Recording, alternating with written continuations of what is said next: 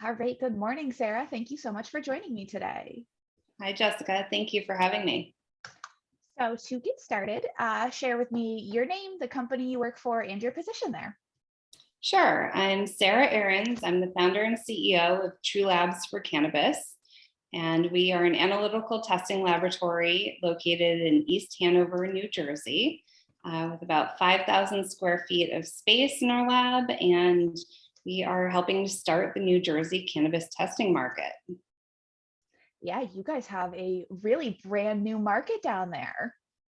We do. It's exciting. And I'll tell you, I'm also a part of I helped to start the laboratory testing committee within the New Jersey Cannabis Association.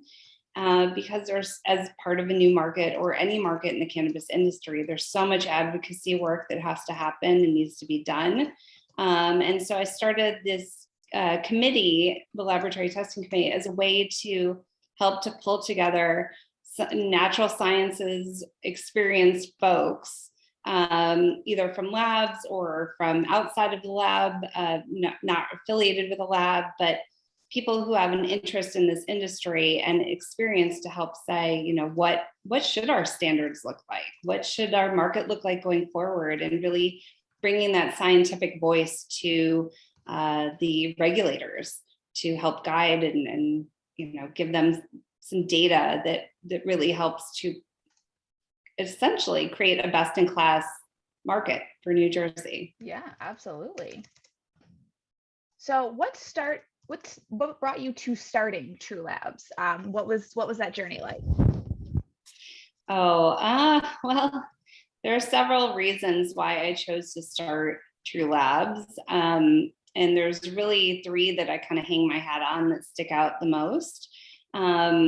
It started as this fact-finding mission, self-discovery, trying to figure out what business I wanted to start. And I knew I wanted to start a business, wasn't quite sure, but I started doing some research into the cannabis industry out of curiosity. And I really fell in love almost immediately. Remember, it was within a 24-hour period of just kind of doing some research, and fell in love with this idea of an analytical testing lab. So I really, from a personal perspective, I have a passion for quality, transparency, and I have a lot of integrity.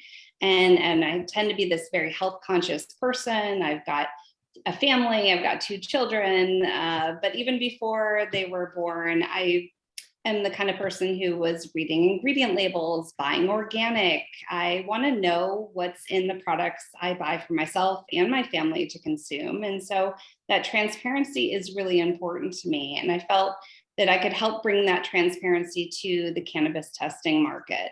And it's also, I guess maybe the mother in me, but there's no coincidence in the sense that the acronym for True Labs for Cannabis, TLC, is also an acronym for something else people formerly probably more better know as tender loving care. So it just happened to speak to me as this human, this caring person, right, who wanted to help bring that safety and transparency to the cannabis market. But I've also had this daydream where I always thought if I could start my career over again, what would I be? And mine was a research scientist, but I've got my MBA. I'm never going back to school again. That ship has sailed. So I don't have the experience, the formal education around it. And so it really excited me to kind of start a business that could bring me closer to that dream.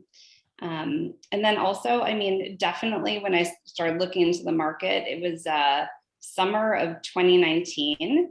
And New Jersey was going through a RFA, a request for application round for dispensaries and cultivation licenses. And it wasn't going to be for me. It wasn't my time for that. And that wasn't the road that I was going on. But, I could tell where the market was going because of that. And so it was really exciting time. So from a right place, right time, I knew that this would be a much needed service in this state.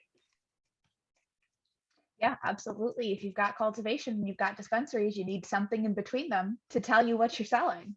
Yeah, exactly. So before you joined the industry, what was your background or mindset like towards cannabis? So my background or mindset, I feel like that's almost maybe two different things, but my background, so I have a business background. And so, I mean, before I started doing that market research into the industry I mentioned, I really didn't have much of an awareness of what was happening from a legal perspective in New Jersey. And I'd heard, what high level what was happening in California and Colorado and the West, and how it was kind of making its way east. And of course, they say the pendulum has just been swinging in one direction. So there's been this wave of legalization and opening up and destigmatizing. But I think in a lot of ways there were stigmas I held with as far as the plant, even though I have had experience with cannabis since I was a teenager, but not from a business perspective per se. So I think there was a lot of just kind of breaking down some mental barriers of my own initially to say, like, yeah, I'm a mom, but this is okay. Like, this is, it's medicine. It is so many benefits to so many people, and kind of getting past that mental block that I think so many people have had to do at some point or time or another. And there's so many people still need to get there in terms of realizing, like, this is not, it kind of goes back to the war on drugs and why it started in the first place, and how it's so, it was developed for the wrong motivations, and it really did so much harm to so many people. So I'm really excited about being a part of something that kind of fights back in a way that says, like, no, I'm going to help destigmatize. I'm going to help, have a voice in standing up for something I really believe in. So I think I got off track from your question, but Oh, it was perfect. And I love that you touched on being a mom in there, because I feel like moms face such an additional level of stigma when you have kids, that, like, really, cannabis and kids, but we don't think twice about wine and kids. that's true. It's so true. And that's what I say too. And I've been involved in town discussions and with municipalities, and and then you have the NIMBY people, the not in my backyard. And even though every municipality, the 500 municipalities in New Jersey, only 2 of them did not vote to legalize cannabis. The majority, in all 498, or exactly, I don't know exactly how many there are, but like the majority of the constituents in each of these municipalities voted to legalize. But yet there's so much NIMBY happening and saying, well, I don't want a retail shop to open, or I don't want, or now we're going to have drug addicts sitting on the stoop of our town. And that's just not how this happens. And the argument is, it's like, we have liquor stores all over the place. Do you see people sitting on the stoops of liquor stores? I mean, maybe in some towns, but it doesn't happen with cannabis. It's not like that. And then, there's also so many economic advantages to having a business in the town, and what it brings in the jobs, and really kind of giving back to communities, because there are so many requirements for social equity, but also charity, and really involving the community and educational awareness, and so on and so forth. We are facing a very similar problem in New York right now, with a lot of people that don't want dispensaries in their towns. They don't want consumption lounges in their towns, but you can't stop the legalization. You just stop the revenue. That's right. You stop the revenue, you don't bring as many jobs in, and people will go to the next town, where it is allowed and it is legal. And that's what's happening too. I mean, Massachusetts opened up. Do you know how many New Yorkers, New Jerseyans, they go to Massachusetts to buy their cannabis? Yeah, a lot of people, because it's the closest legal place to get it, and you want to do it the right way. You want to get the tested cannabis. You want to know what's in it. And that's so crucial too. And I saw that as such a big, piece of, or such a big chain in the seed to sale chain itself, right? Such a big link is the safety and transparency of all of it. Because if you think about it, what differentiates legal cannabis product from illegal? I mean, yes, there are some higher prices that are paid for legal typically, but there should be reason that it's higher priced. It's safer, it's tested, it's, you know what's in it. There's not going to be fentanyl, or you hear these stories about what happened in the illicit market. But yeah, absolutely. So you said you started doing market research in 2019. So now that you are a couple years into this, what is something that you're seeing in the industry that really excites you? There's so much that goes into a new market. It's all exciting, frankly. It's the potential for where the market's going. It's being a part of and being able to have a voice and say like, hey, not the regulators don't know everything, and nobody knows everything, right? Nobody is this all knowing. I know every aspect of science, commerce, social equity, all these things combined, but being able to have a voice and say like, hey, we're really experts when it comes to the science side of things. So let's help guide on what limits should be, or analytes we should test for, various things that, doesn't come naturally necessarily to someone who's been in politics their whole life, or from a different industry, or so on and so forth. But I think what most excites me about New Jersey is the opportunity we have to really be this best in class cannabis market. And New Jersey has a history of,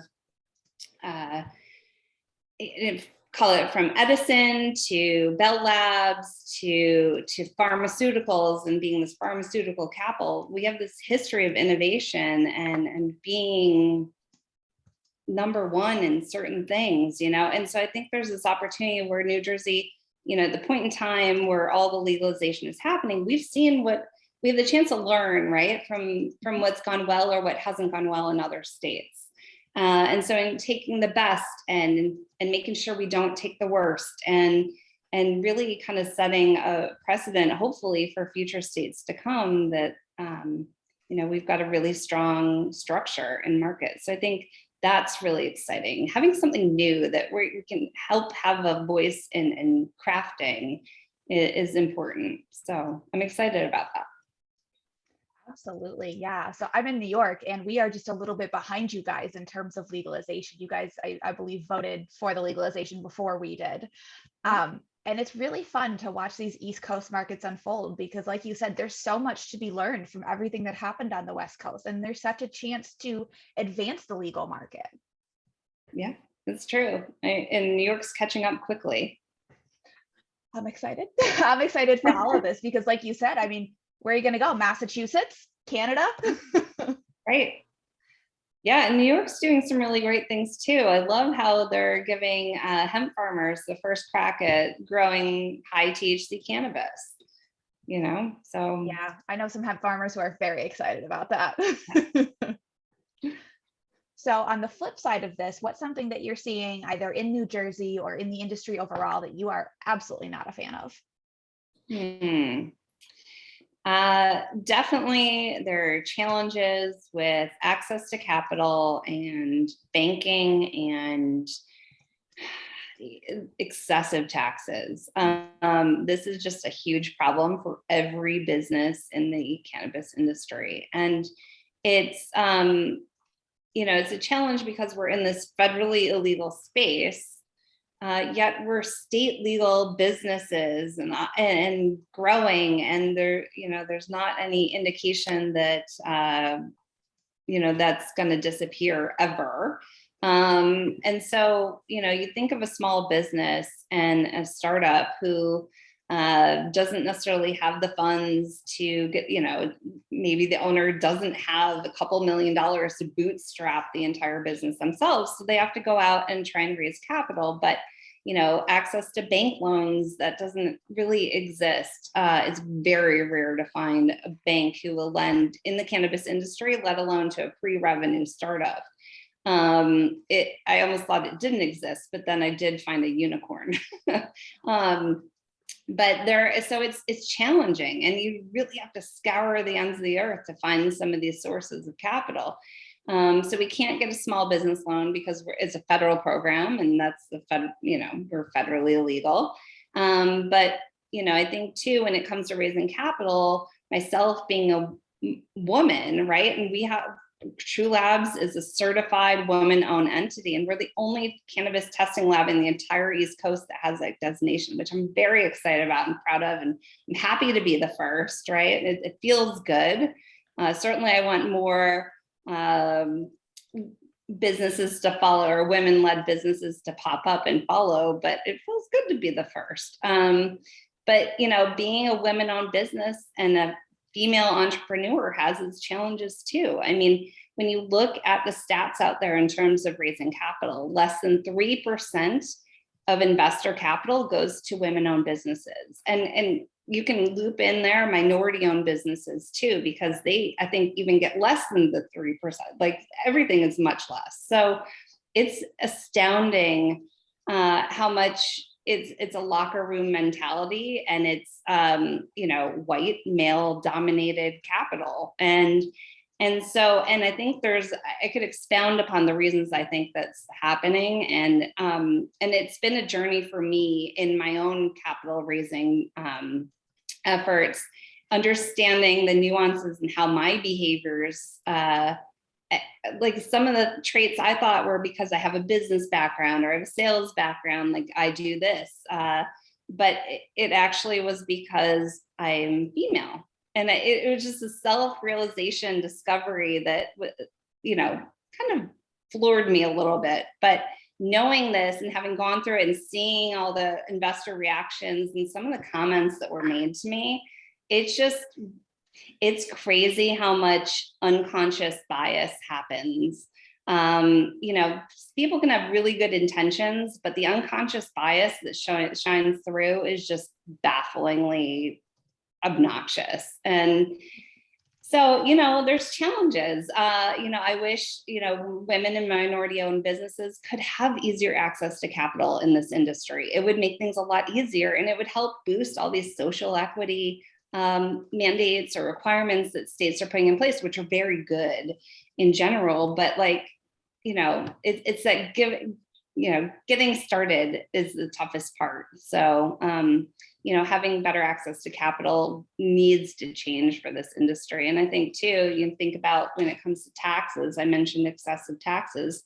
You've got this IRS code 280E that is essentially a double taxation on cannabis businesses, where we can't deduct cost of goods sold and write that off in taxes. And it creates just enormously more taxes that a cannabis business pays than any other type of business. And so it's very costly to operate a cannabis plant touching business.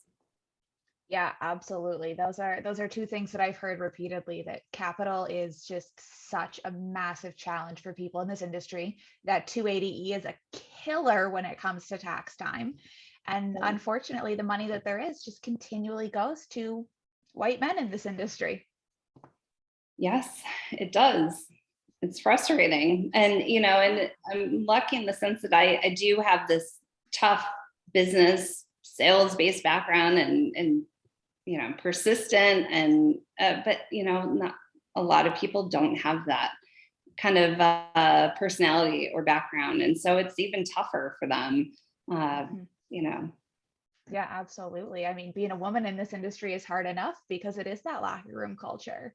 You touched on a little bit social equity in the industry, and I know being a woman in this industry is very challenging. So how does that play out in True Labs? How does social equity and diversity of women and minorities work in your company? So diversity, I mean, you can imagine we are all about it at True Labs. I mentioned that we're the only women-owned or certified women-owned cannabis testing lab in the East Coast, but when I was planning for this business, and even before I hired our first employee, inclusion was really ingrained as a key value for True Labs overall. I've worked at some amazing places with amazing cultures, and one of the things that I truly believe in is that everyone brings a different life experience to the table. And I wanted to make sure that True Labs embraces all of it. And so whether it's, different races, different genders, different religions, different sexual orientations, you name it, the differences will make us stronger as a company and a smarter company in general. So I always encourage people to bring their whole selves to work each day. And so it's important to, this is getting a little bit off topic, but to have like a good work-life balance to make sure employees are taken care of from a, benefits perspective, so on and so forth. But inclusivity I'm 100% all about it. So it goes into our hiring practices, and, this kind of touches too on social equity. We are very supportive for any business that has, is managed or represented by people who have been impacted by cannabis prohibition, and also individuals, not just businesses, right? So like when it comes to our hiring practices, when it comes to providing special types of pricing for micro businesses, which in New Jersey, a micro business license was essentially established as a way to help promote to help promote social equity within the market. And whether it's, people impacted by the war on drugs, or it's minority or women owned or veteran owned businesses, the idea is to give these small companies, like these entrepreneurs, a chance at having a small startup and can grow from there. So most micro businesses will be either minority owned or social equity impacted individuals owning those businesses. So providing special types of pricing, understanding that they're not one of these big MSOs, multi-state operators that have a ton of testing and we're probably going to get volume discounts, but these little guys, they need a fair shot not to have exorbitant prices either. And then, we're also actually, our lab is located in an impact zone, as New Jersey defined specific towns as those with disproportionate number of individuals or residents being impacted by the war on drugs. So we're actually located. And so, I mentioned it goes into our hiring practices. We look to hire as much as possible. Certainly we always want to hire the best candidate, no matter what, but it all plays into, how we want to promote and give people a chance. Yeah, absolutely. I love that you touched on the special pricing for those micro businesses. I think that'll really help diversify the strains on the market when you have all these small growers touching these plants. And it's really going to create such interesting opportunities for the consumer with COAs like your lab gives to understand what's in their cannabis, what do they really enjoy, and what's out there. Yeah, absolutely. So I know the New Jersey market is still new, still emerging, but where do you see it going? What do you see the future of it as? It's so hard to predict what happens in 5 years, let alone 2 years, let alone 6 months sometimes in this industry. There's certainly so much work that needs to be done in the cannabis industry, in the New Jersey cannabis industry, but also, where I'm coming from too, more specifically from a cannabis testing industry perspective. So there's not any standard regulations for cannabis testing labs. There's no federal oversight. There's not FDA oversight, right?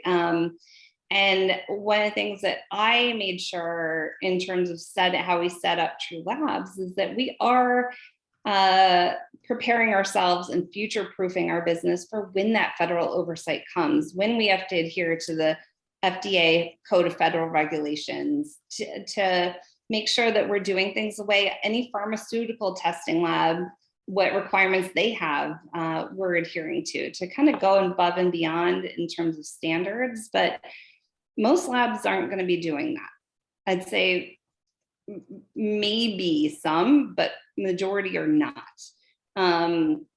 And so when you think about the different states and how each state has its own regulations, they really kind of need to get more standardized to enable like consistency across the entire cannabis market, and to help eliminate some of the problems that creep up in various states because of the differences. So, I think the cannabis testing market, or the market in general will stabilize more, and regulatory bodies and producers alike will end up growing and adapting, and there'll be more regulation and more standards across the industry, right? And I think ultimately that's where we'd like to be, is have a common set of testing standards across the entire country. It makes things so much easier for everyone. So I think,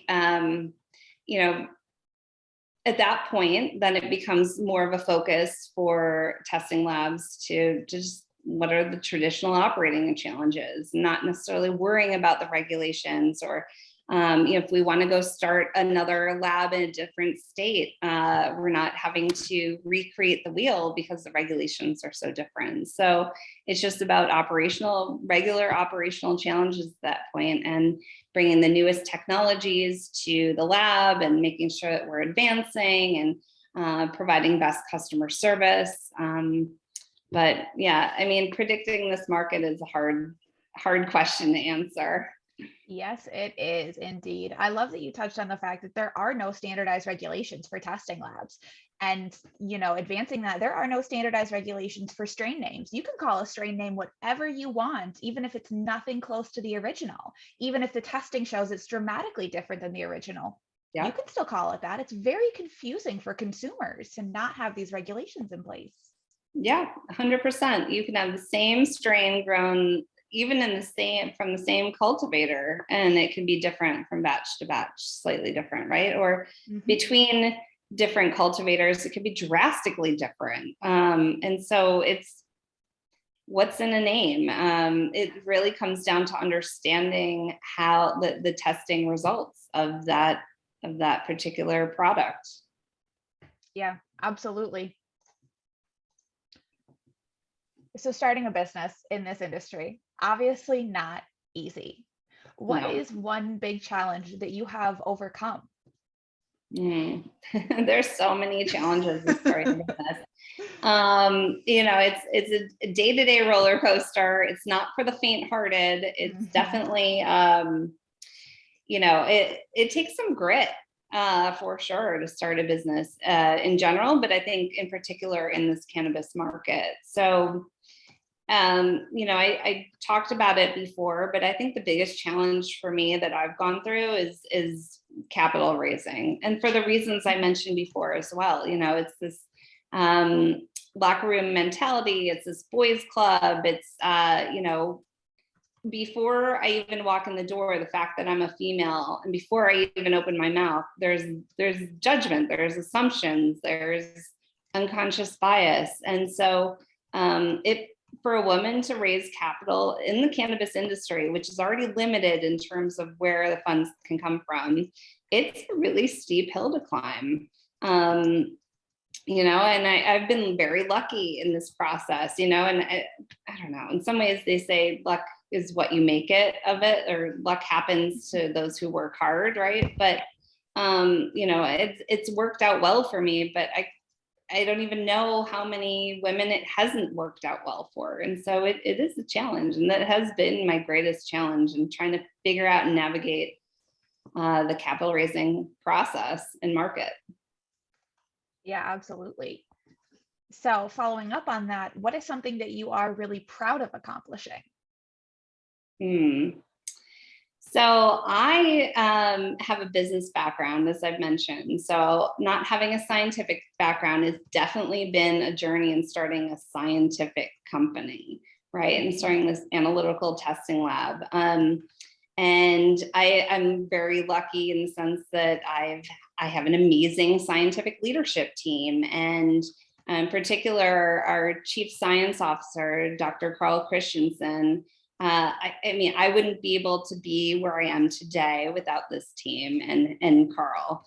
They've been amazing. And so I think part of it is that I guess I'm proud of the team that I've hired and built around me. But there's been so much self-discovery that I've gone through as well.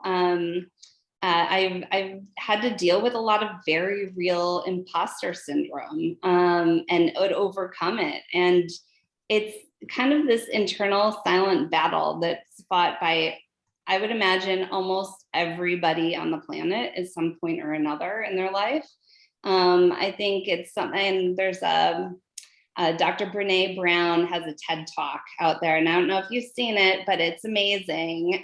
And I think of that often whenever I start to get these imposter syndrome type feelings creeping up. But I'm really proud of being able to get past that and to see how far True Labs has come. And just I have a ton of integrity in the fact that, True Labs has been built to have that integrity throughout its entire DNA and how we operate. And we're just so uniquely different as a cannabis testing lab in so many different ways. So I'm really proud of that differentiation and where we're at and how far everything's come and overcoming my own internal mental blocks. So yeah, absolutely. That's incredible. Thank you.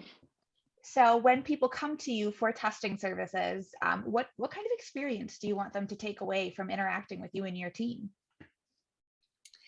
Well, questionable of how much they'll interact with me, but I am a very customer facing person where I do like to meet and talk and really understand our customers' processes, as does Carl, our chief science officer, as does our team, right? So I tend to be this person who I'm real, I'm honest, I'm transparent, I have a ton of integrity and ethics, I'm very dedicated and hardworking and caring, and very thoughtful too. And so I think that, not all people in business have that kind of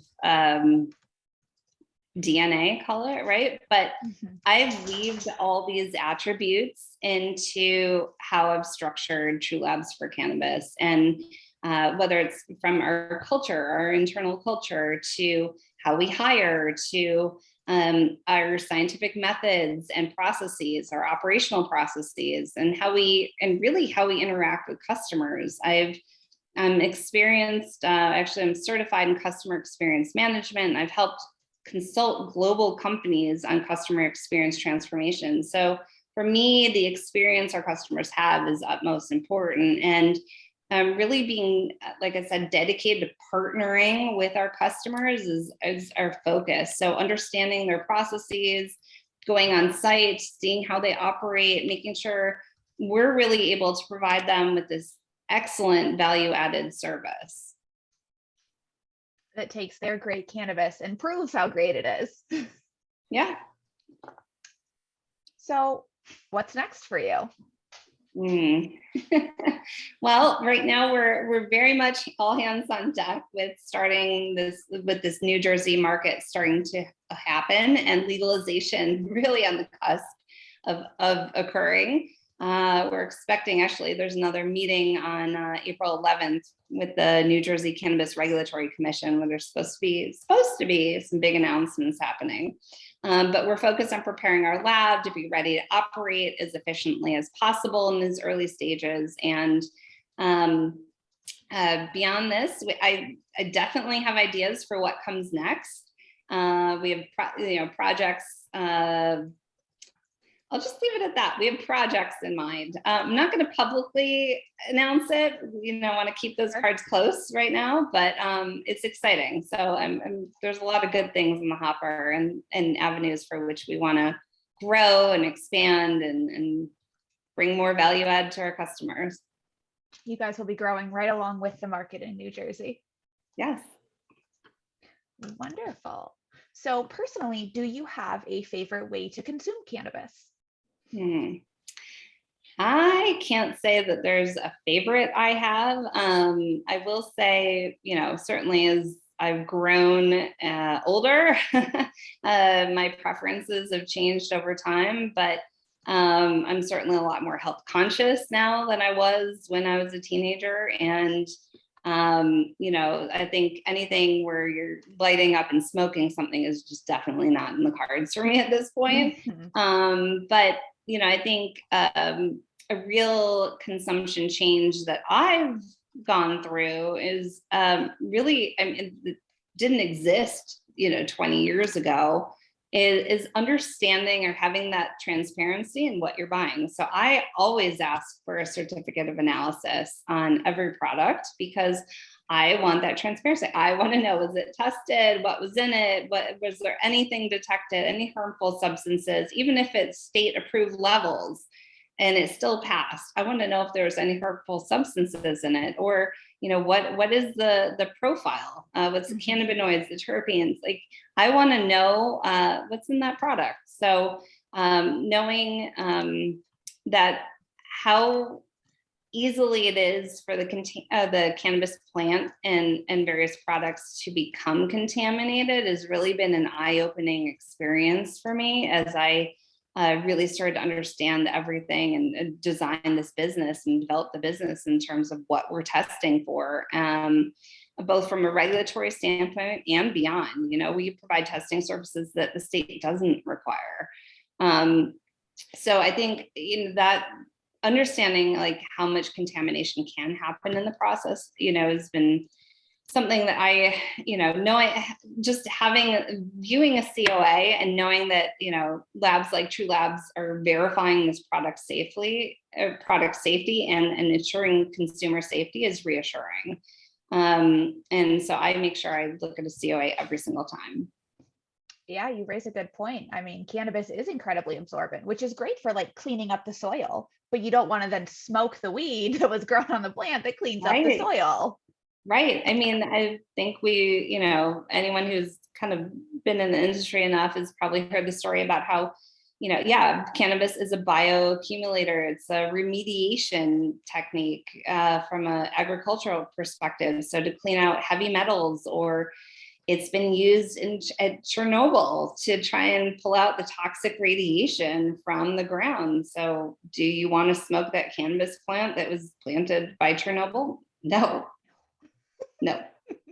You certainly nobody ever will, but you want to make sure a product you have is tested. So yeah, absolutely. I mean, Chernobyl is not the only place in the world that's contaminated with heavy metals or radiation and these kinds of things. And it's important to know that your cannabis was grown safely and processed safely and didn't accidentally suck up a whole bunch of toxins. Yeah, 100%. Yep. Well, this has been a wonderful. I've so enjoyed getting to pick your brain. I have one more question, but before I get to that, is there anything else you want to add or anything that I didn't ask that you want to touch on? I don't know. I feel like we covered a lot. So I don't know if I have anything off the cuff that I'm thinking about adding, but you've asked some very thoughtful questions. So I appreciate it. All righty. Well, my last question for you today is, what is your favorite fun fact about cannabis? Okay. There's so many interesting fun facts, but I'll try and bring it to a science-based fact. So cannabis plant has so many different active ingredients, and they say over 100 active ingredients or cannabinoids have been found in the cannabis plant. And we really, as consumers or producers, right, are only really focused on like maybe a handful, maybe 10 at most.